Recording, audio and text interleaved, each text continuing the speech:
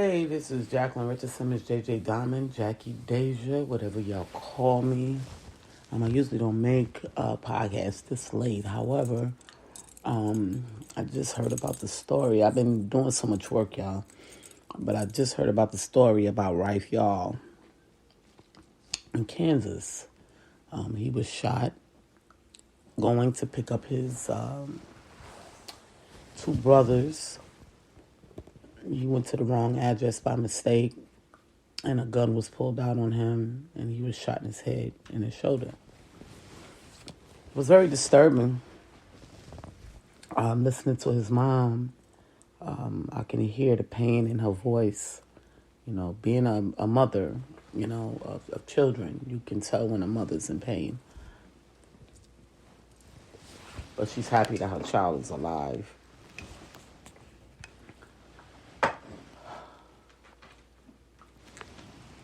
And it bothers me, one, because he was a black youth. And two, it was a white elderly. And you guys know that I deal with both. I deal with the youth and I deal with the elderly. No race involved. We treat everyone equally. In this circumstance right here, I don't know how the communities work in Kansas.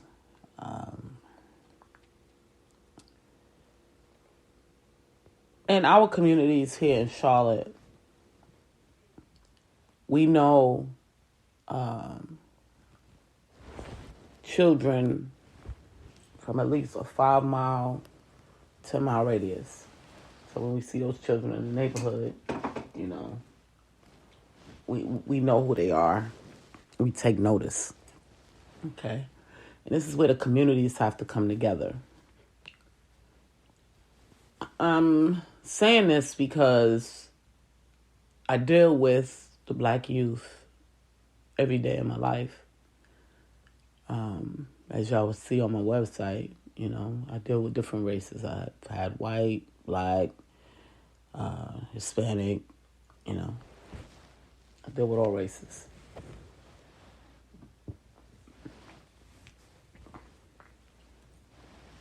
Why did this 84-year-old man have a gun in his home? He probably bought it a long time ago.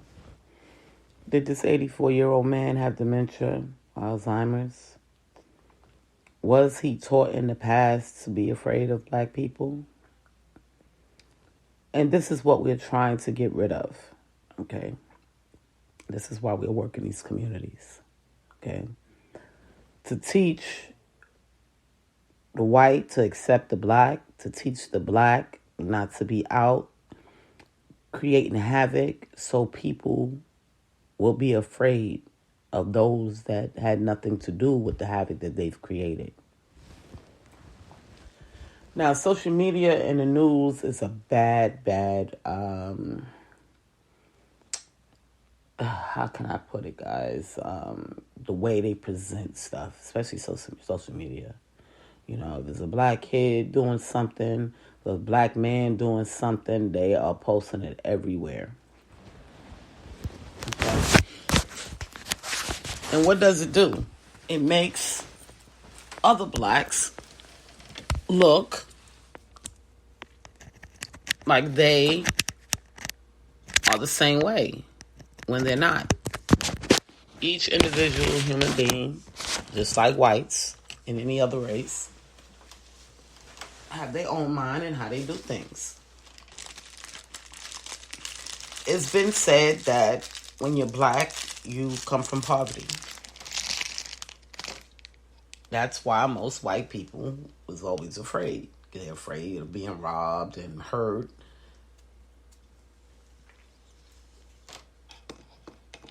But we're changing that now, okay? Because we have to end this black and white thing and this white people being afraid of young black men.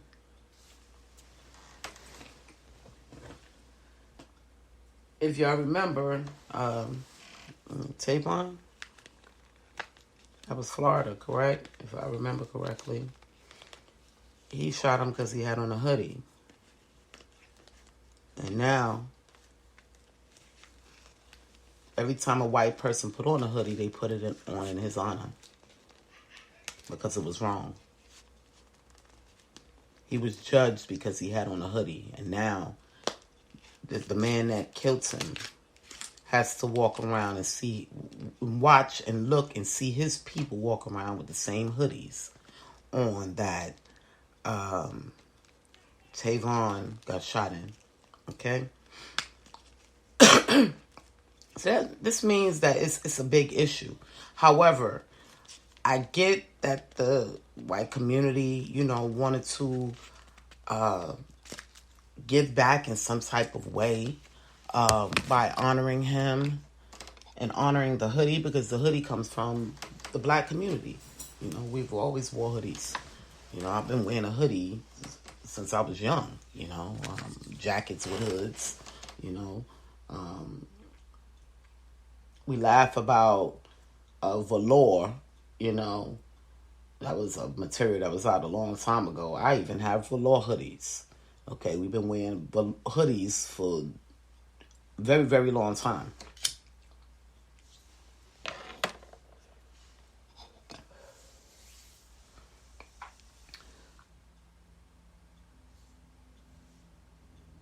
The white people helped us with the hoodie situation,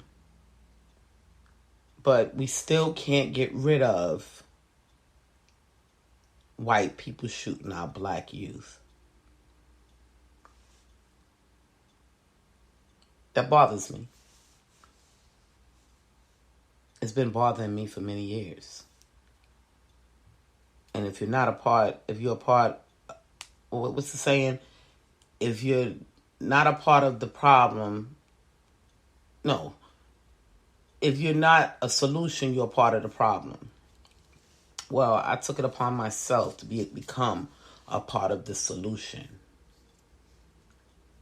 And I've been a part of that solution for many, many years. About 30. It might be a little bit more than that. Teaching our youth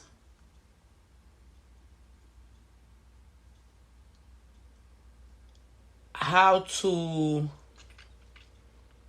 be a little bit more disciplined. Teaching their parents how to teach them, so we can raise a better generation of youth. So kids like Ralph won't get caught in a crossfire because someone is afraid of him.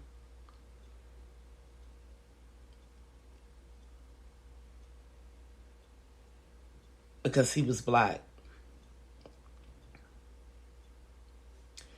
It's said that,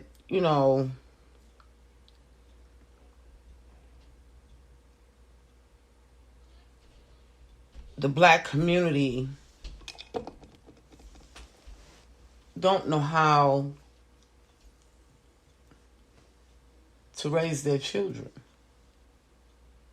And we leave it up to the governments, the courts, the jails to raise our children. But it's not true. And we're showing them it's not true. And even if it was true, we're going to change that within the next couple of decades. Where parents are going to start taking care of their children. They're going to start leading. Okay? So innocent kids like Ralph won't get looked at as being a bad kid, and people will stop being afraid of the black community and the black people in the communities.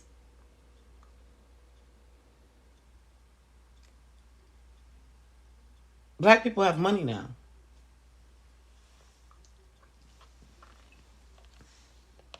Granted, we still have some fathers that leave their kids and make it hard for them, and they have to live a rough life because they don't have a two-parent home to pick up the slack.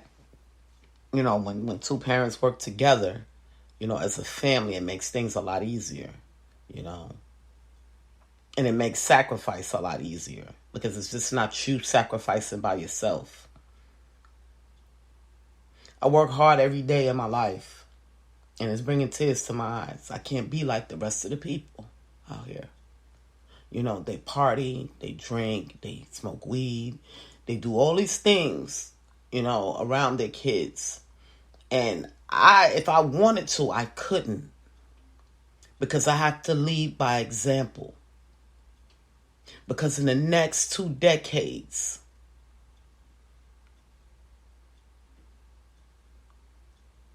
my black communities will be leading by example. So our black youth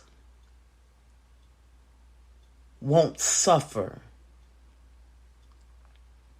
Because if they suffer, they become rebellious. They start to do negative things. And then the white people, and even some black people, look down upon them.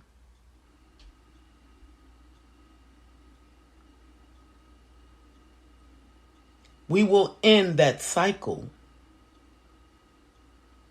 That's my ultimate goal, to end that cycle.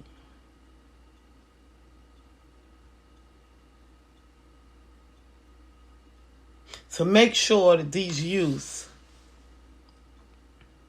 have education, have jobs, grow up to be beautiful men and women, buy homes, save money. So when the white person now that's 80 years old, 20 years from now, looks at the black community and they don't see poverty-minded.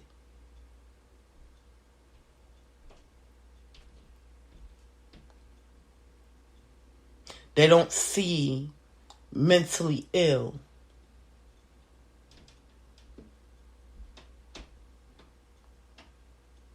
Because that's what they see of us. Oh, we're crazy. And then we got the blacks talking down amongst the blacks. You got the black men always down in the black women. But yet and still they leave them alone to raise these black children that turn out to be savages and menace. But they was a part of creating that menace.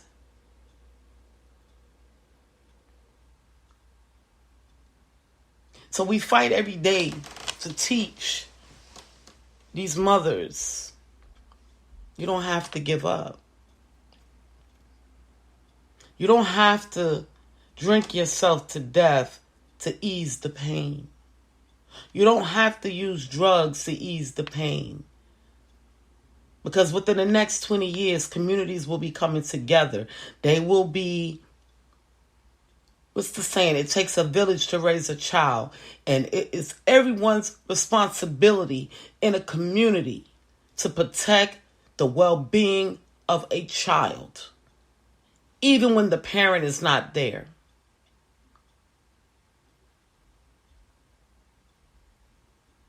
We went into this cycle of parents, don't talk to my child, don't discipline my child.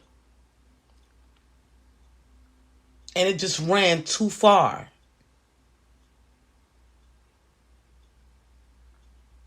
Because now the kids are so undisciplined, we don't even know how to respond to them. All we can do is just look at them sometime like, really? Because I know when I was coming up, some of the things that the kids do today, my head would have been knocked off.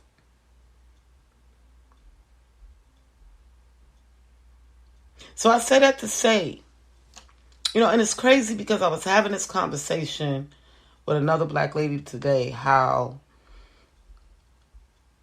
people do stuff and it makes it bad for the others. And it's not fair. We all have to suffer for every individual that is doing negative because of the color of our skin.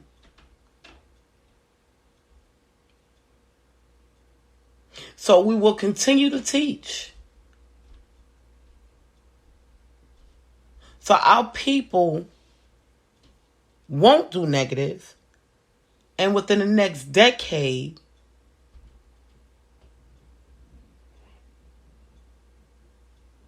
we will see more and more colored people, black people, living a straightforward life without chaos. We all going to have problems. Problems come, it doesn't matter what color you are, black, white, it doesn't matter. Hispanic, it doesn't matter. We all going to have problems. But it's how you get through them.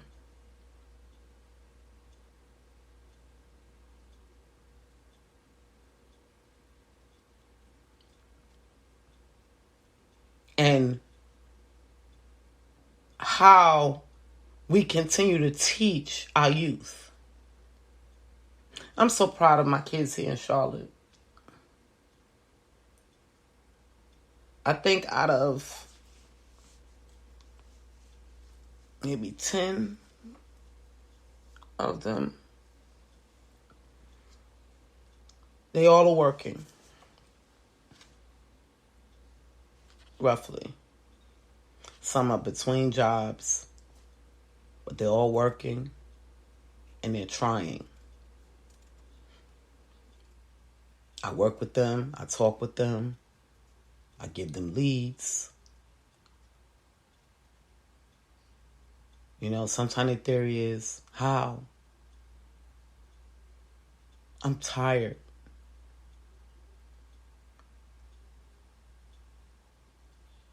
And I say, just keep going.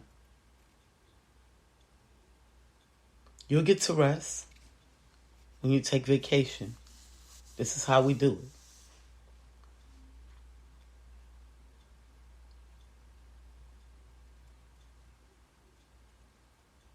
And we continue to teach until they get it. There's nothing wrong with them, getting high, drunk every now and again, special occasions. But they have to learn to not beat themselves down physically, that is going to take the ability away from them long term to get to the finish line. Because, see, they feel like they were dealt a bad hand. One, because of the color of their skin. And then they got to be mistreated by the white people that never respected blacks from the beginning. They don't care about your personality or your character. They just see the color of your skin, so you just no good. I think I told y'all this story when I first moved to Maryland. And I had got my CDL in Buffalo. For those that don't know, Buffalo is a black city. Okay. And I had got my CDLs. And I moved to Maryland. And when I got there, I was going to drive school bus. I didn't have enough time. I didn't have enough time to transfer my license over before school started. So I missed getting a route. So I had to work a regular job until I found, other employment. A temporary job, until I found other employment. However, I ran into someone that said we got to talking. That's why it's good to share information sometimes. We got to talking, and I said, "Yeah, well, I have a CDL." He said, "You got a CDL?" I said, "Yeah." "Okay, well, you need to come and work where I work at." And I said, he said, "You don't need to be here. You could be making more money." So he gave me the information, and what do we do when people give us information? We utilize it. So I applied for the job. It was a white-owned company. Okay, the senator of Bel Air was actually the owner of the company, and he was a white man, and it was a trash company. His son hired me to drive, and I got trained and everything. And one day the owner came, and he looked at me, and he said, "You're black." I said, "Yeah." He said, "Well, how did you get a CDL?" "How did I get a CDL? I got a job, they trained me, and here I am." Now, first and foremost, what do you mean, how did I get a CDL? Common sense tell you I should have went to school somewhere. Somebody had to train me in order for me to get it. But because I was black, he thought I did some scamming or something to get it. And then he says, "You know, you made history." I said, "What do you mean?" "You're the first black person to drive trash truck, first black woman to drive trash truck in Harford County." He said, "The white woman," it was a white lady, she was the first woman, and I was the first black woman. I said, "Oh, really?" And then he said to me, and this hurt me so bad. I mean, so bad, y'all. He said, "Well, I thought y'all black people stay home barefoot and pregnant on welfare." It hurt me so bad. And it still hurts to this day. It's bringing tears to my eyes because the pain never went away. I said, "Sir, I'm from New York State. And in New York State, black women work." I said, "I know this is the South, and I don't know what goes on in the South. But where I come from, black women work. We make money. We educated." I said, "I've been to college too. I didn't finish, but I've been to college." And he just looked at me. He was an older man. Senator Hooper.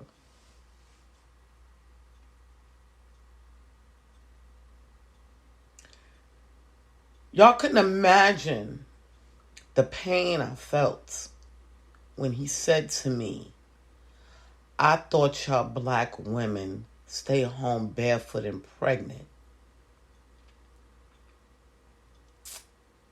on welfare."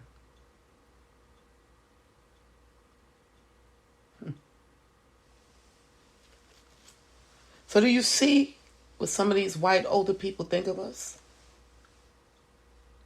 So before the next two generations get older, we have to show them different.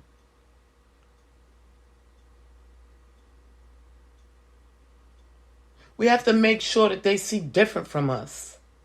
Now, mind y'all, that was 20 years ago that this happened. Let me see, 17, 18, and about 20 years ago. Well, roughly 19 to 20 years ago. So that wasn't that long ago. And 20 years later, we still have white men or white people killing black people and youth on top of that.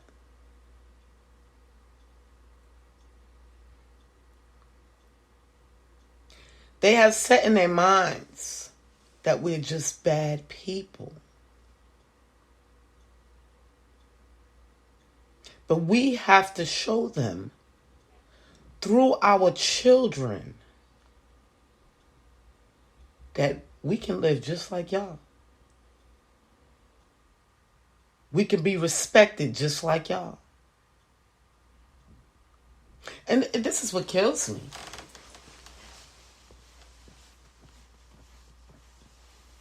Most of them are Europeans. They came to our land. And they gained more respect because they followed the rules. And guess what? Some of them break the rules. But being that most of them follow the rules, guess what? Some of them get to fly past. And nobody sees them. Because the majority in the government's eyes and the cops' eyes, they're good people. But if you go to the jails, there's more whites in there than it is blacks. Well, for one, we're the minority, so we're the lesser of the two. So it's always going to be more of them. But they're criminals too, but they don't get treated the way we get treated. Why? Why we don't get the same respect, even though we do the same thing, go to work, pay our taxes, and take care of our children?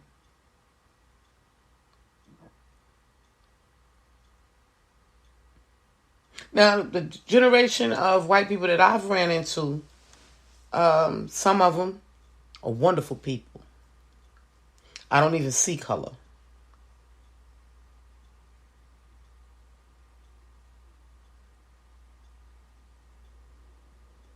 But then we have some of those that will continue to look down on the black race and still categorize us as bad people. Because our own people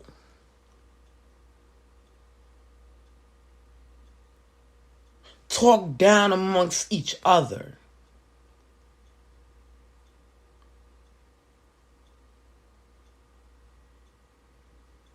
So we are the creation of our destruction. If our own people are going to talk down amongst us, why wouldn't they? I'm going to use myself for instance. Now, mind y'all, I've been married twice. I have 3 children, 3 different relationships, because all the men that I married, they were into things that I just wasn't trying to be into. I spaced my children out, one, because it was very hard to take care of children. And I learned that from my first one.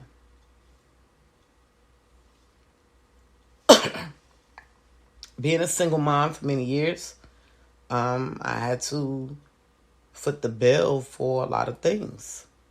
So I had to work hard.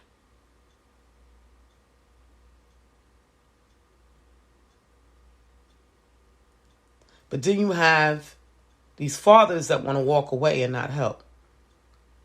Now, I don't want to talk about my son's father because he was always a good father. We weren't together, but he paid child support. He did his family visits. He did everything he needed to do as a father. So I would exclude him from what I'm talking about right now. And to this day, he's still, even though his son is grown, he's still being a father. But then you have a lot of black men that just won't do it.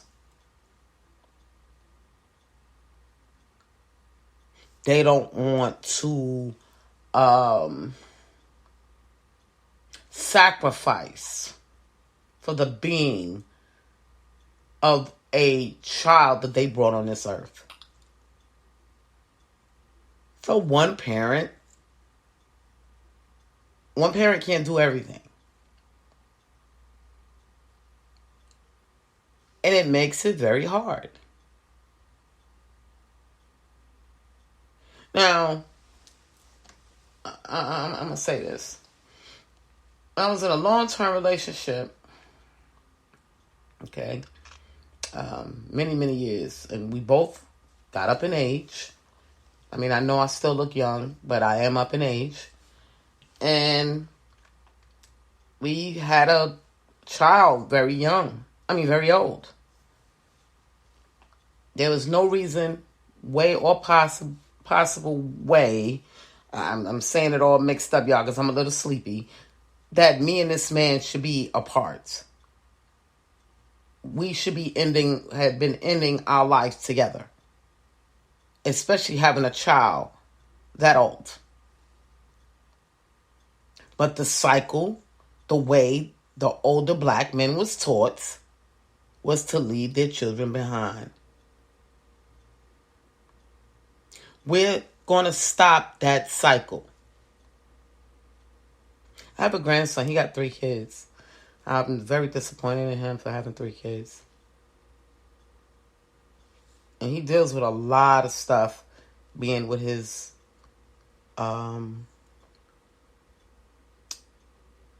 children's mother. But he refuses to leave those kids behind. It's bringing tears to my eyes.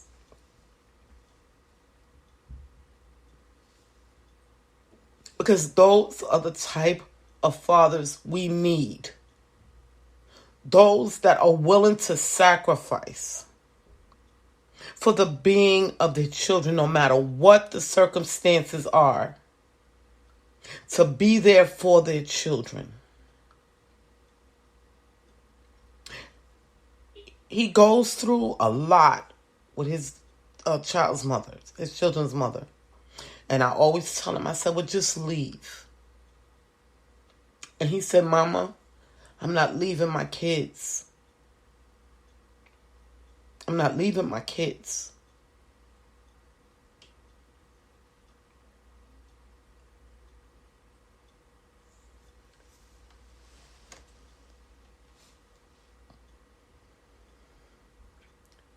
Excuse me, y'all, I just got to take a deep breath.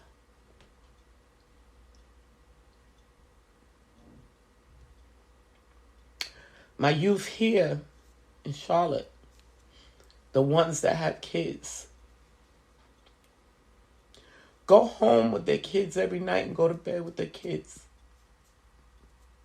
And even though things get rough, they hold on.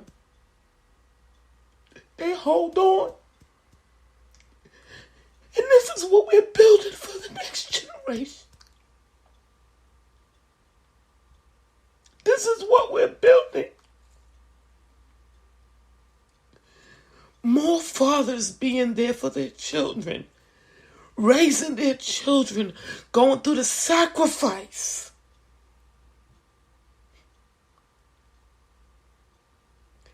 Building with their family. Getting up every day and going to work. Doing whatever it takes. We're going to break that cycle. We will break that cycle. And these people will stop looking down upon us. We have so many bad black men, it's unreal. But my next generation of children is going to beat it. They're going to fight it. They're going to beat it. With the help of us fighting in these communities every day and teaching them, talking to them, helping them, they're going to beat the cycle. And I know they are. Because we got them teaching too. And we will continue to get the word out. We're going to teach. We're going to spend time with our youth. We're going to follow the rules. We're going to take them out. Spend time with them.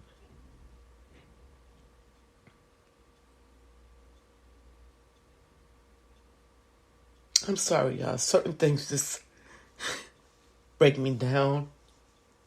Especially when I know that I'm fighting every day. Working with my babies to make a better world for tomorrow.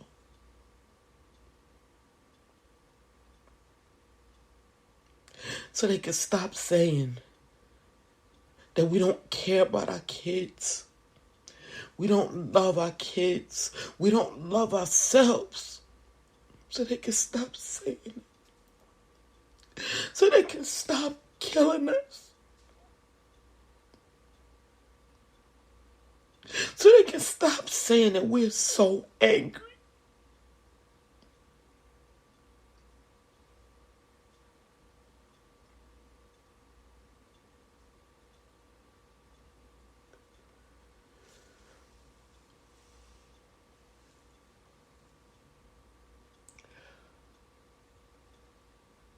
My next generation coming up, they are fighting it. They're fighting. They're fighting so hard. And I'm behind them 100%.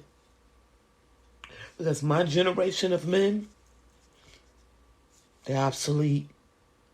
And the generation after them, they're getting ready to be obsolete as well.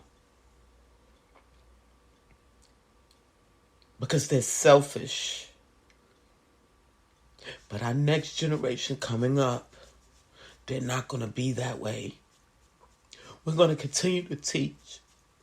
And I thank everyone out there that's been working hard, teaching whatever we know to keep these families strong so they can stop looking down upon us. I thank each and every one of y'all. Because we will beat this.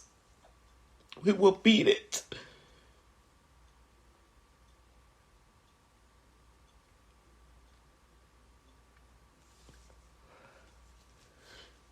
Ralph, if you're listening,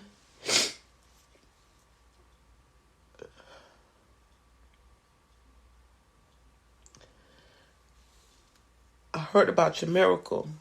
It was only God. And I pray that God continue to heal you. I'm sorry that you had to experience this.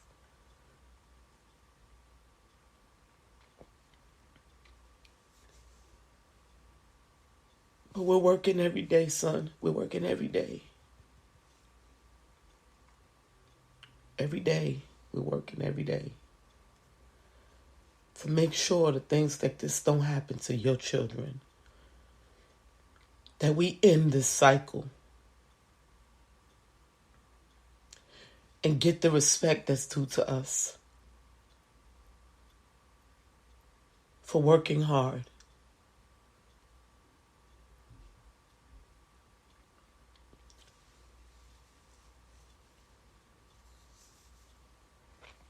I pray for your family. I ask God to continue to give them the strength to help you get through this pain. I ask Jesus to cover you in the blood of Jesus.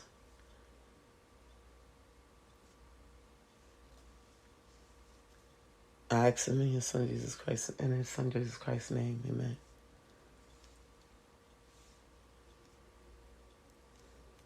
We're going to keep working.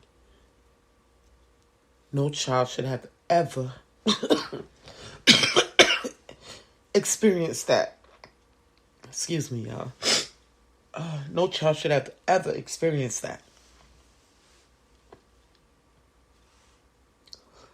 We've been working on blacks killing blacks. And now we're right back to this again.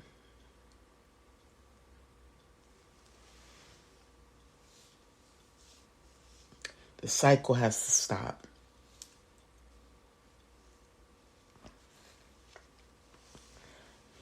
Just like we can't be afraid of our own kind, they can't be afraid of us either. There's no reason for them to be afraid of us. You don't know my character. You don't know me. But it takes for us to work on us first. And stop downing us and downplaying who we are. Talking about each other. Mistreating each other.